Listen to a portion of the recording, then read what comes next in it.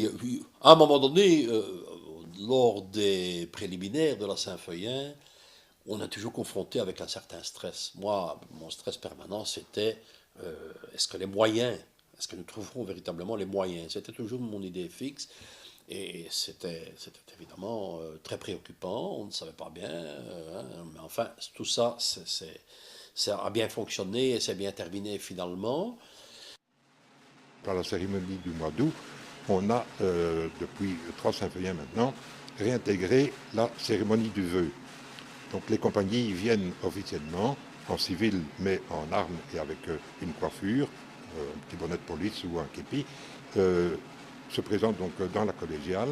Un héros en costume du Moyen-Âge vient lire un texte en vieux français, rappelant donc le serment des arquebusiers et l'engagement de faire la procession tous les 7 ans, et donc rappeler que c'est cette année qu'on doit le refaire.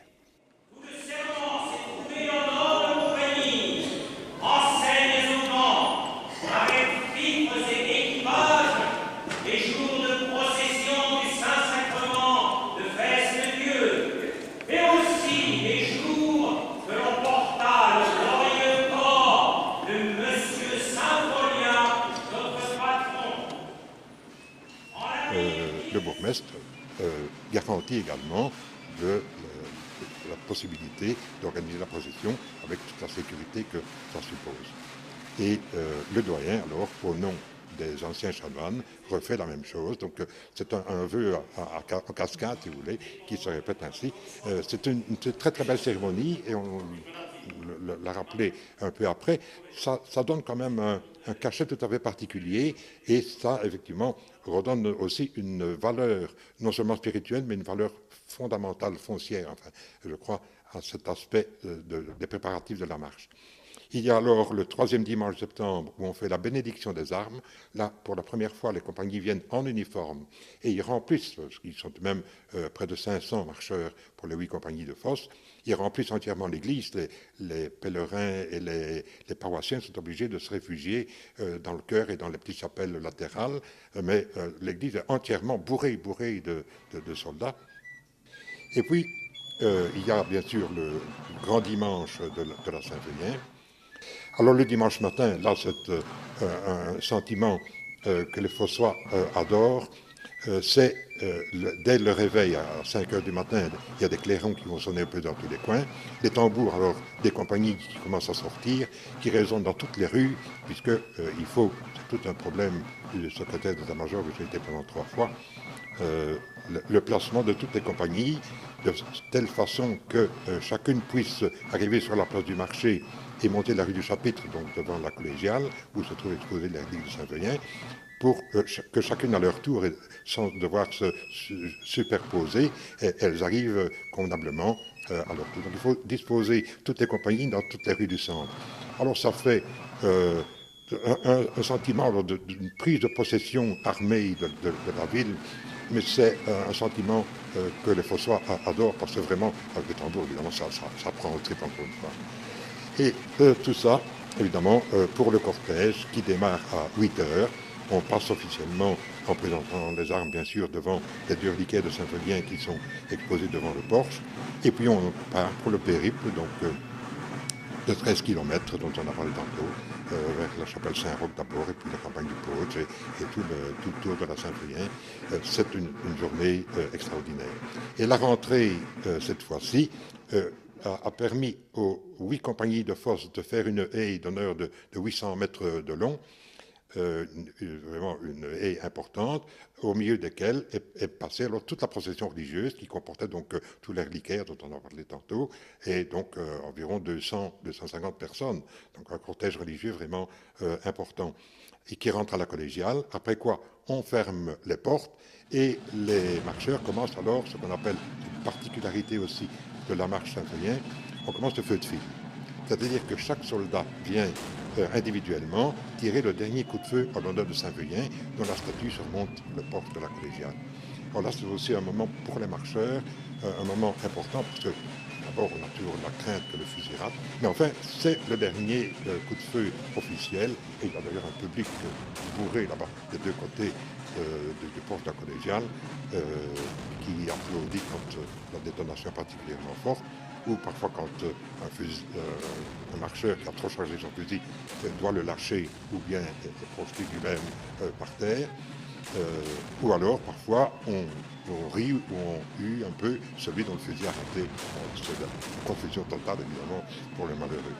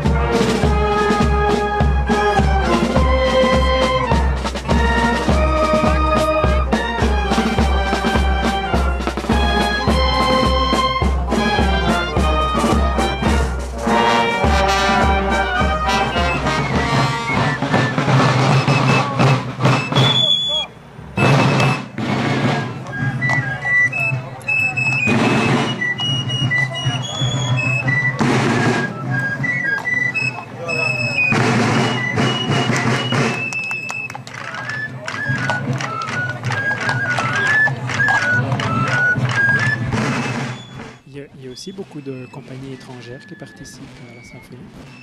Oui, il y a des compagnies traditionnelles. On sait par exemple depuis le fin du XVIIe siècle, il y avait déjà des compagnies de Floref qui venaient ici en France, celle de Malone, qui a une particularité, c'est qu'elle revendique le droit d'être la dernière compagnie du cortège. Il y a aussi, pour achever, des compagnies comme Mettet, Saint-Gérard, Franière, Floref, etc., et Châtelet, qui viennent traditionnellement, et puis parfois d'autres comme Walcourt, Toin, etc., qui sont les compagnies extérieures invitées, et d'autres marches d'entre Meuse. Mais pour revenir au folklore de Malone, c'est assez particulier. Il s'est fait, on ne sait pas très bien quand ça remonte, mais ça devait se situer, à mon avis, aux environs de 1856, si je me souviens. Il y avait eu énormément de pluie la veille de la Saint-Feuillet, de sorte que les chemins étaient détrempés.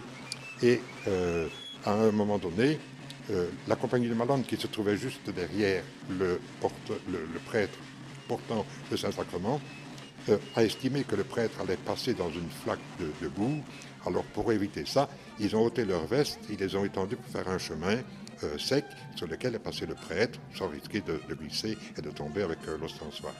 Et en remerciement de ce geste chevaleresque, on a accordé à la compagnie de Malone le droit de toujours fermer la marche, donc d'être toujours la dernière compagnie. Et c'est un privilège qui revendique encore maintenant, même s'il y a eu une interruption entre la guerre 14, je crois, et après la guerre 45, il y a eu une interruption de la participation de Malone, mais il revendique toujours, à tel point qu'en 1949, il y avait un Malonnois qui avait été intégré dans la compagnie de Sarre-Saint-Laurent, qui, après le feu de fil du soir de la Saint-Feuillet, est allé trouver le bourgmestre, c'était mon père à l'époque, et le commissaire de police en leur demandant de venir avec lui certifier qu'il était représentant de Malone, tirant le dernier coup de feu de Malone devant la collégiale, juste avant minuit.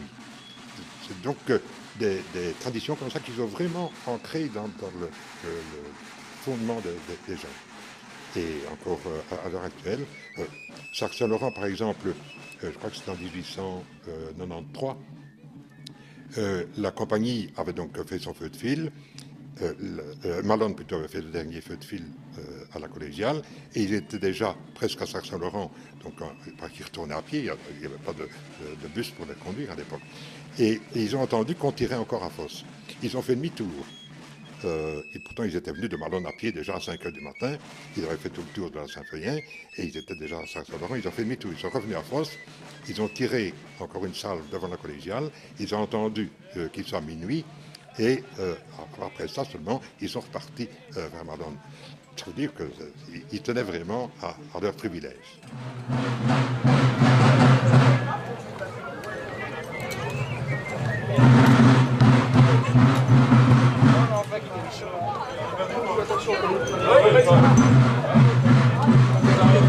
C'est un poids pour la troupe. Et Carlotte, il l'appelle de c'est pas mal pour bien. Il l'appelle de Carlotte.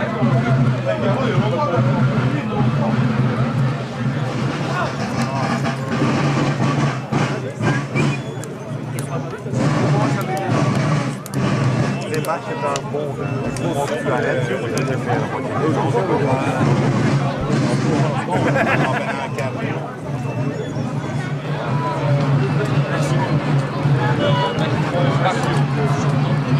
Barbio.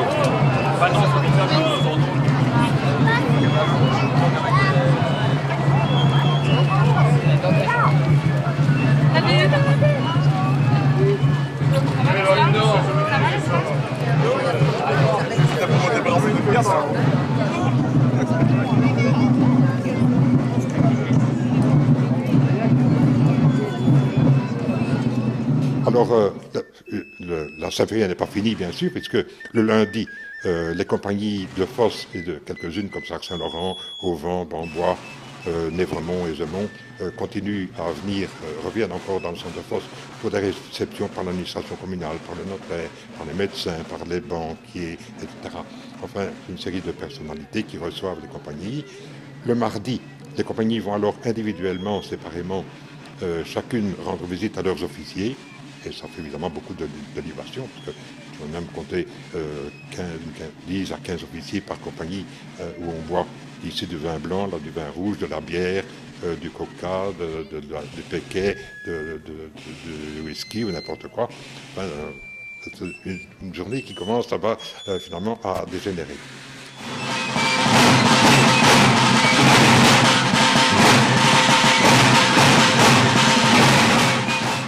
Et puis alors il y a le mercredi avec un folklore particulier. Les commerçants, les bouchers, les boulangers, les cafetiers, tous ceux qui n'avaient pas pu participer professionnellement à la Saint-Feuillin, avaient décidé de faire une compagnie et de sortir le mercredi. Et dans leur chanson particulière, ils disent d'ailleurs, notre patron Saint-Feuillin, c'est bien que notre marché en Inde, disons, dîner le mordi, notre jour c'est le mercredi. Donc notre jour c'est le mercredi. Et donc, ces gens-là, n'ayant plus la possibilité de louer des costumes qu'il avait fallu que les marcheurs donc avaient dû rentrer chez les louageurs, s'étaient habillés alors d'un pantalon blanc, un sarrau avec une ceinture rouge et un grand chapeau de paille avec aussi le mouchoir rouge des gens de la campagne, vraiment des cultivateurs. Et ils reprennent évidemment le fusil des marcheurs et ils refont tout le tour, exactement tout le même tour que les marcheurs de la Saint-Feuillin. Avec une petite particularité, c'est qu'ils ont en plus une petite musique qui joue cet air-là des Jojo, et que les officiers sont sur des ânes et non pas sur des chevaux. Un petit peu une sorte de petite dérision, enfin si on veut, de ce folklore de la Saint-Feuillin. Mais enfin, ils refont tout le tour avec les bataillons carrés, les haltes, comme ils le font. Ils font donc aussi les décharges. Et ils reviennent faire le feu de fil, qui attire évidemment beaucoup de monde aussi, parce que quand ils rentrent, ils ont été attaqués en cours de route par d'autres marcheurs, ou bien ils s'attaquent entre eux, ou ils se blessent entre eux, de sorte que, un peu pour le plaisir, ils se laissent tomber, peut-être un peu parce qu'ils ont déjà un peu trop bu, qu'ils préfèrent la station allongée. On les met sur un brancard, on les conduit dans le chariot Croix-Rouge, et là on les marche évidemment autrefois de mercurochrome, maintenant avec des sticks gras de rouge, donc ils en sortent masturés, parfois avec des bandages autour de la tête, un bras en écharpe, des histoires comme ça. Mais alors, surtout, ce qu'ils espèrent, c'est qu'on leur fasse la piqûre, qui n'a pas lieu, qui ne se fait pas dans le bras ni dans la cuisse, mais dans la bouche, parce que la grande seringue contient effectivement un verre de Péquet, et c'est ça évidemment qui remet les gens sur pied. C'est le dimanche qui suit la Saint-Feuillen, évidemment. Lorsqu'évidemment on se revoit là-bas, après autant d'activités depuis le début de la saison, je vais dire ainsi, parce qu'on a été quand même mobilisés, et c'est le cas de le dire, pendant toute une période, préalablement, et on a pris des habitudes nouvelles. Et lorsque cette dernière cérémonie se déroule, c'est la remise des médailles, ce sont les remerciements via la presse, via les interviews, via le micro. On rassemble toutes les compagnies et tous les officiers sur un espace bien déterminé. Et c'est là que pratiquement tout se termine dans une certaine ambiance. Mais là, il y a quand même, je ne dirais pas une certaine amertume, il y a une certaine nostalgie qui apparaît déjà. On se dit, maintenant, pour 7 ans. Parlons un peu du rôle des femmes. Elles sont exclues de la marche militaire de la Saint-Feuillen ou elles sont intégrées Mais il y en a qui sont intégrées, ce sont les cantinières. Celles-là, effectivement, sont des privilégiées, si je puis dire, parce que elles sont les seules femmes, elles étaient autrefois les seules femmes admises dans le cortège. Parce qu'il fallait tout de même servir le Péquet traditionnel pour soutenir le moral et les jambes des marcheurs. Et c'est vrai que progressivement, ici à Fos, la place de cantinière était tellement convoitée qu'on a pris le système qui se passe à Gerpine et dans beaucoup d'autres régions, pour les places d'officiers, de porte-drapeau notamment, qui se mettent donc au plus offrant, les places de cantinières ont été mises en adjudication. Et là, alors, ça monte effectivement à des sommes assez faramineuses. En 1949, la cantinière des Grenadiers avait fait presque un scandale en allant jusqu'à 24 000 francs pour la place cantinière. En 1949, ça représentait une somme importante. En 2005, les cantinières des Grenadiers, des Congolais, ma compagnie, ont quand même sont montées, je crois, jusqu'à 6 000 euros. Donc ça représente aussi des sommes relativement importantes. Mais comme les marcheurs sont de plus en plus nombreux, d'une part, il faut dire que la compagnie des Grenadiers s'est toujours maintenue aux environs de 100-120. Donc la place de cantinière des Grenadiers était une place convoitée. Chez les Congolais, nous étions seulement 40-50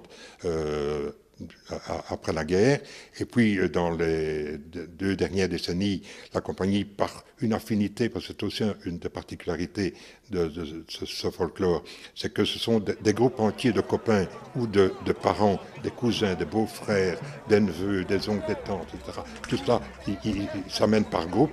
Et de 50-60, nous sommes passés effectivement à 130 pour cette dernière Saint-Feuillen. Alors là, évidemment, il fallait 2 cantinières, une officielle qui doit se choisir une aide, donc une compagne, à qui elle doit d'ailleurs fournir l'uniforme. Et donc, comme on voit quand même beaucoup, elles rentrent assez facilement dans leur mise.